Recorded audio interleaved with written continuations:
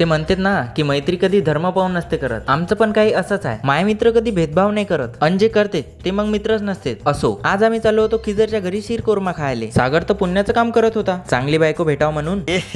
रहा नहीं जाता. शीरकोरमा बनायला तर टाइम होता. तेंद्रोक चला म्हटलं दुसरेच कामं करून घ्यावं. पेट्रोल टाकलं, छत्रपती शिवाजी महाराजाले मानाचा मुजरा केला, बिल्डिंगा पायात पायात अंबानी आपाच्या ऑफिसवर आलो. अबे साले. काउन की पैशावाल्या माणसाला सिम पोर्ट करायचं होतं. हे भाऊ नालीतनी मस्तपैकी आराम फरमावत जाय, पण या झाकण जुल्याने त्याला डिस्टर्ब केलं आणि लेखाच्या वरून दाता पण काढत जाय. तितक्यातनी आपल्या कागदाचे तुकडे पण भेटायला आले. त्याला 2-4 गोष्टी सांगितल्या आणि टाटा बाय बाय केलं. सागऱ्या म्हणे थांब तुझ्या मोबाईलात तुझ्याच ब्लॉग बनवतो. तेवढं झाल्याच्या बाद आता बारी होती शीरकोरमा खायची. मग सगळे भुके जनावर आलो खिजरच्या घरी. अभी मजा आएगा ना भिड़ो. हे दोघं भाऊ सारखे दिसते का ते म्हणले तुम्ही सांगा. काच्या कोट्या पाहिल्यावर हे सगळे लागले ना कदुआ खेळायले. पोट्ट्यानं केस पाना किती वाढवले. दारूच्या ग्लासात पाणी पिलं. तेंद्रुक शीरकोरमा पण आलता. पहिल्यांदाच खात होतो पण 1 नंबर लागला तर फटाफट संपून पण टाकला. आणि इकडे या जनावराचा मोबाईल पाहणं सुरू होता. सोप खाल्ली आणि सारखा आंबेडकर चौकात नाही आलो. काउन की मला बनवायची होती एक रील. मंगरुळात सगळ्यात जास्त मला इथेच गमते. काउन की इथलचं वातावरण एकदम चांगलं आहे. माया पहिले कुणाल्याने रील बनवली, मग म्या पण बनवली. रील बनवून घरी चालवत होतो की दीपक्यान छोटा शैल्या पण भेटलं. आईसाठी काहीतरी खायला घ्यावं म्हटलं तर आणखी एक कागदाचा तुकडा भेटला. भाऊले शेक हँड केला, आईसाठी समोसे घेतले आणि घराकडे दखलो. आता मी जातो घराकडे. तेंद्रुक तुम्ही मला फॉलो करून घ्या.